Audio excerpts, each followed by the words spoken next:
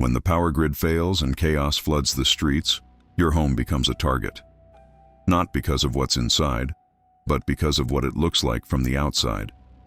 A fortress screams wealth. A bunker screams preparedness. And in a world where desperate people will kill for a can of beans, both of those things get you killed. This is why the smart survivalist doesn't build a castle. They build a gray man house. A home so ordinary, so forgettable, so perfectly average that looters walk right past it without a second glance. And if you think your current home is ready for societal collapse, you're probably wrong. Most preppers focus on stockpiles and weapons, but they forget the most critical defense of all: invisibility.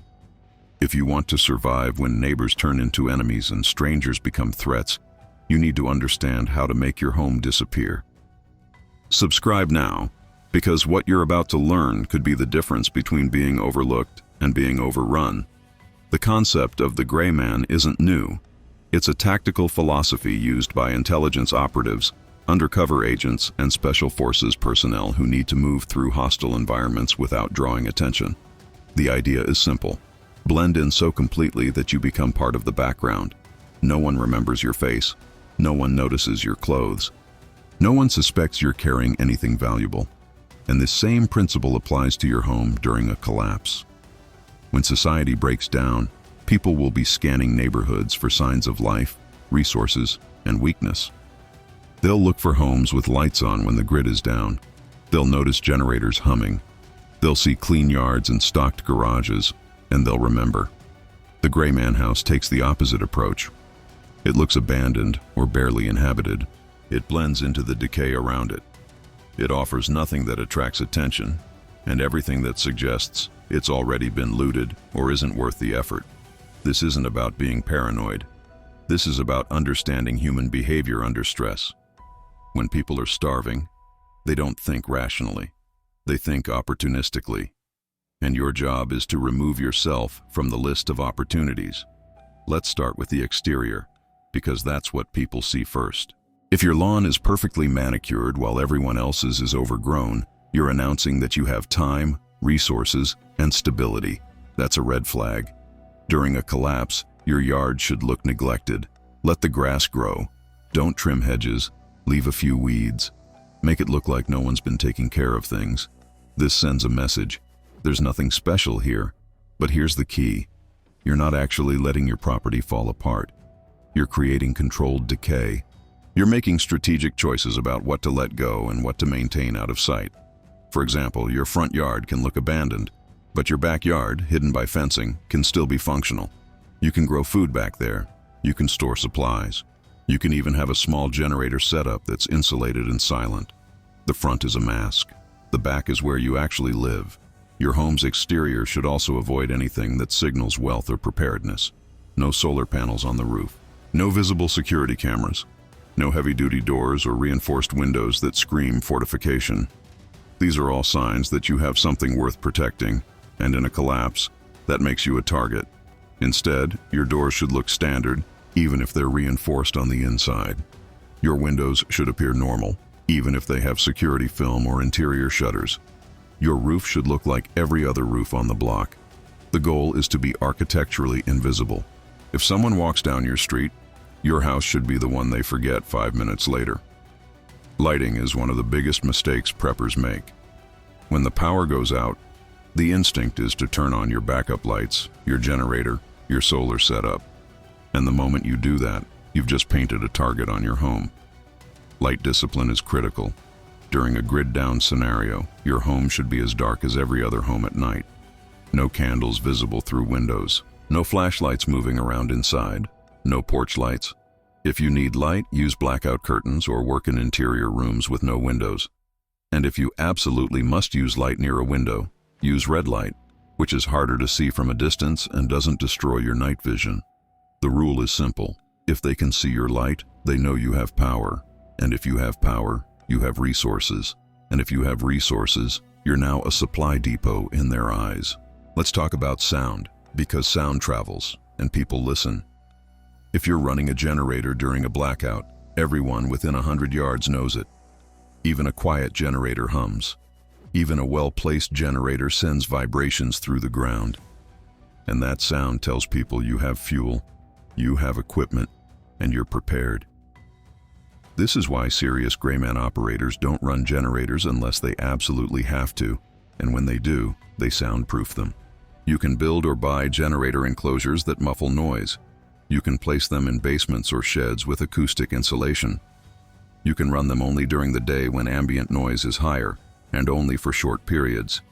Or better yet, you design your home to function without constant power. You use passive cooling and heating. You cook with methods that don't require electricity. You stockpile foods that don't need refrigeration. The less you depend on noisy equipment, the more invisible you remain. Security systems are another paradox.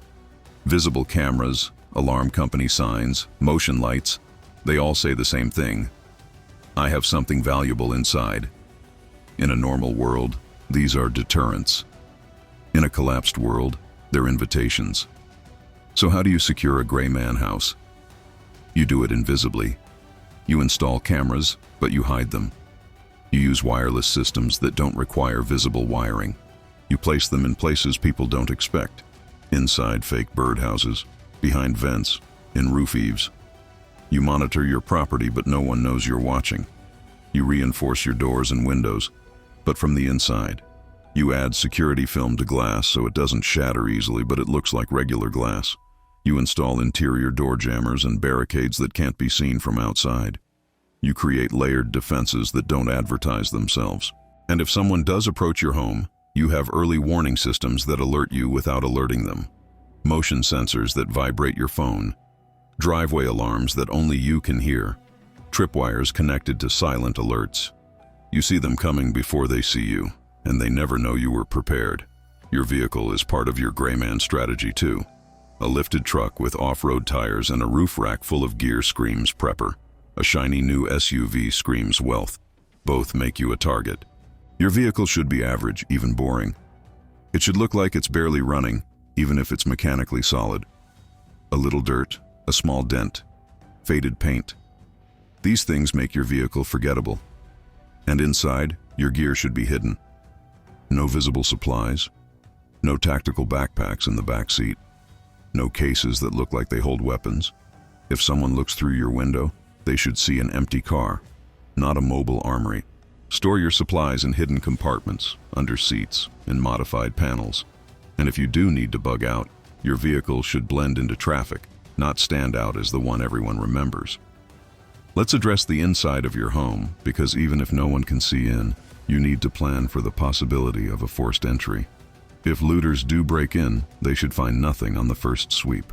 Your valuables, your food, your weapons, they all need to be hidden in ways that aren't obvious. Forget about storing everything in your basement or garage. Those are the first places people check. Instead, create hidden storage throughout your home. False walls, hollow furniture, hidden panels behind appliances, subfloor compartments, attic spaces that look empty but have concealed access. The average looter spends less than 10 minutes in a home. They grab what's visible and move on. If your supplies aren't visible, they're safe. And if your hiding spots are well designed, even a thorough search won't find them. This means thinking like a criminal. Where would you look? What would you assume? And then storing your supplies somewhere else. Food storage in a grayman house is different from traditional prepping. You can't have a pantry stacked floor to ceiling with cans and buckets. That's a supply depot, and if anyone sees it, you're done. Instead, distribute your food storage. Keep a small, visible amount in your kitchen, just enough to look like a normal household. Store the rest in hidden locations throughout your home. Under beds, in false ceilings, behind drywall, in furniture with hidden compartments. This way, if someone does search your home, they find a little food and assume that's all you have. They don't realize there's 6 months of supplies hidden in the walls. And when you access your hidden food, you do it carefully, never in a way that reveals the location to others. You rotate stock quietly. You cook in ways that don't create strong smells that drift outside. You manage your resources invisibly. Water is harder to hide than food because it's bulky and heavy, but it's also critical. Your grayman house needs water storage that doesn't scream preparedness. Large blue water barrels on your porch? Target. Instead, use water storage that blends in. Hot water heaters are already in most homes and hold 40 to 50 gallons. That's your first reserve. You can also store water in food-grade containers hidden in closets, under sinks, in crawl spaces. You can install a rainwater collection system that isn't visible from the street. Gutters that feed into hidden barrels behind fences or inside sheds. And you need a water purification system that doesn't require power or attention. Gravity filters, chemical treatments, boiling setups that don't create smoke. The goal is to have water security without anyone knowing you have it. Temperature control is another challenge. In a grid-down scenario, people will notice homes that are warm in winter or cool in summer when everyone else is suffering. This is why passive climate control is essential for a gray man house.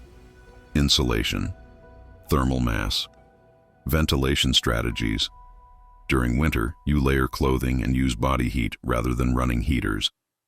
You seal off unused rooms and live in a smaller space that's easier to warm with minimal fuel. You use small, smokeless heating methods like alcohol stoves or catalytic heaters that don't create visible smoke or strong smells. During summer, you use shade, ventilation, and evaporative cooling. You open windows at night when it's cooler and close them during the day.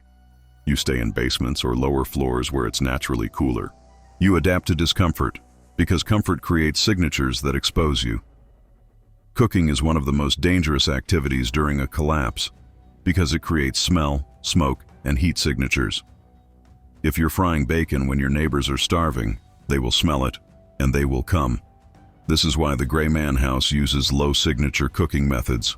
No open fires, no charcoal grills, no smoky barbecues. Instead, you use indoor methods that don't create detectable signatures. Alcohol stoves burn clean with no smoke. Candle-powered heaters can warm small meals. Solar ovens work during the day and create no smoke, and many of your meals should be no-cook options.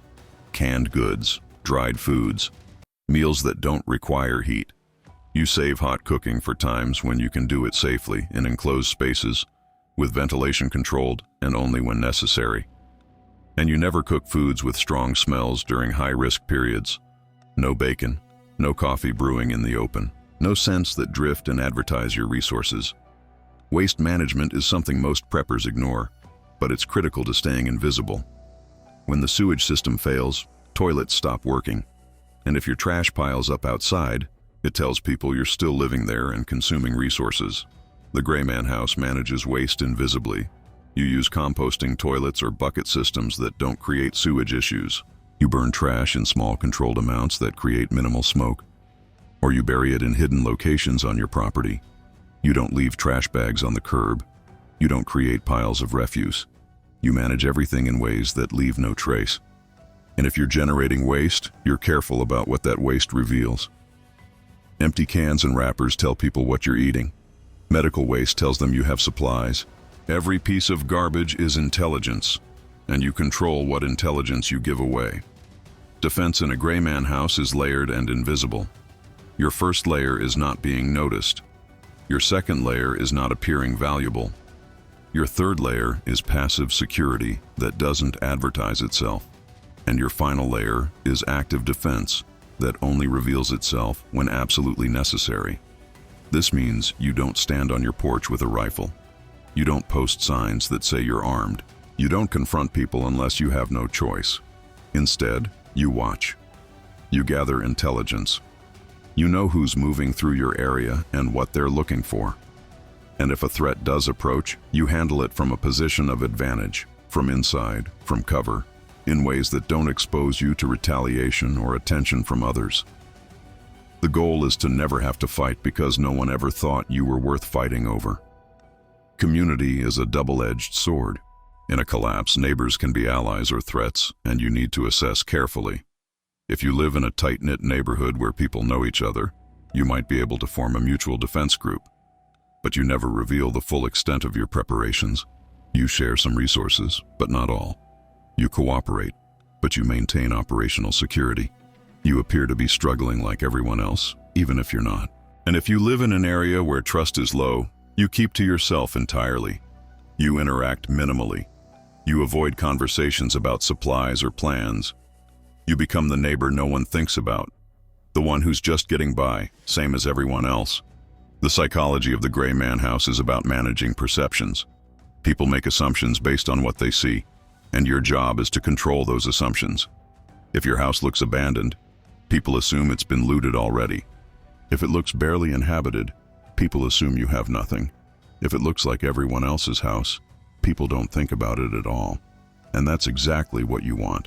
You want to be so unremarkable that you don't even register as a possibility. This requires discipline. It requires resisting the urge to show off your preparations, to feel secure behind visible defenses, to live comfortably when everyone else is suffering. The gray man house is uncomfortable by design because comfort creates exposure. You sacrifice convenience for invisibility, and in a collapse, invisibility is survival. There's a concept in intelligence work called operational security, or OPSEC. It means controlling information about your activities so adversaries can't exploit it. And in a gray man house, OPSEC is everything. You don't talk about your supplies. You don't post about your preparations online. You don't invite people over and show them your setup. You don't brag or hint or even casually mention that you're ready. Because the moment someone knows you have resources, you've lost your invisibility. And once you've lost that, you're in a different game entirely. One where you're constantly defending instead of quietly surviving. The best preppers are the ones no one knows are preppers. They look average. They act average. They live in homes that no one would ever suspect are packed with 6 months of food, water, and gear. And when the collapse comes, they're the ones who make it through because no one ever thought to look at them twice. Let's talk about timelines, because the gray man strategy changes depending on how long the collapse lasts. In the first few days, chaos is high and visibility is dangerous. People are panicking, looting, moving in groups. This is when you stay completely dark. No lights, no sounds, no movement. You live quietly and wait for the initial wave to pass.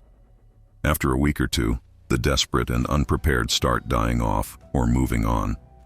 The threats become more calculated. This is when your gray man exterior matters most because organized groups start systematically searching neighborhoods. They're looking for signs of life, signs of resources. And your home needs to look like it's already been picked clean. After a month, the collapse settles into a new normal. Survivors form groups. Territories are established, and the gray man house transitions from hiding to blending into whatever new social structure emerges. You become the quiet neighbor who doesn't cause trouble, who doesn't have much, who isn't worth bothering. And you survive because you never gave anyone a reason to see you as a threat or a resource. One of the most overlooked aspects of the gray man house is psychological endurance. Living invisibly is hard. It means staying inside when you want to go out. It means staying quiet when you want to talk.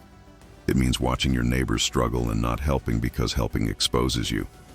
It means making cold, calculated decisions about who you trust and who you avoid. This takes a toll.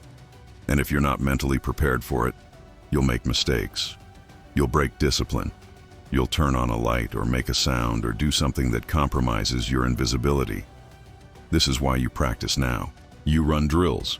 You spend weekends living like the grid is down, practicing light discipline, sound discipline, routine discipline. You learn what it feels like to live invisibly so that when you have to do it for real, it's not a shock. It's just another skill you've mastered. And here's the reality that most people don't want to hear. The gray man house doesn't guarantee survival.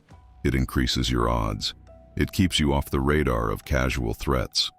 But if a determined group decides to search every house on your street, if a government agency decides to confiscate supplies, if a fire breaks out or a natural disaster hits, your invisibility only goes so far. The gray man strategy is one tool in a larger survival plan. You also need escape routes. You need backup locations. You need skills, knowledge, relationships, and adaptability. The house is just a shell. Your real survival depends on what's inside your head and how you respond when things go wrong. And they will go wrong. Every plan fails at some point. The question is whether you've prepared yourself to adapt when it does. So how do you build a gray man house? You start now. You assess your current home and identify everything that stands out. You make changes gradually, so neighbors don't notice a sudden transformation. You test your systems. You practice your disciplines. You build your hidden storage. You refine your security. You learn to live in ways that don't create signatures. And you do all of this quietly, without announcing it, without seeking validation, without telling anyone what you're doing. Because the moment you tell someone, you've lost the game. The gray man doesn't brag. The gray man doesn't show off. The gray man survives because no one knows he's there. And if you want to go deeper, you'll find in the pinned comment some guides and documents that can take your preparedness to the next level. Check them out when you're ready. When society collapses, most people will die in the first month. Not because they didn't have supplies, but because they couldn't stay invisible. They made themselves targets. They stood out. They got noticed. And in a world where being noticed means being destroyed, the Gray Man House is your best defense. It's not a fortress. It's not a bunker. It's a home that no one remembers. A home that blends into the chaos. A home that survives because it was never worth attacking in the first place. Build it now, before you need it. Practice it now, before chaos forces you to. And when the lights go out and the world descends into madness, you'll be the one they walk past without a second glance. Because you mastered the art of hiding in plain sight. If this is the kind of real, actionable survival knowledge you need, subscribe now, hit the bell, and share this with someone who's serious about making it through. The collapse is coming. The question is whether you'll be ready to disappear when it does.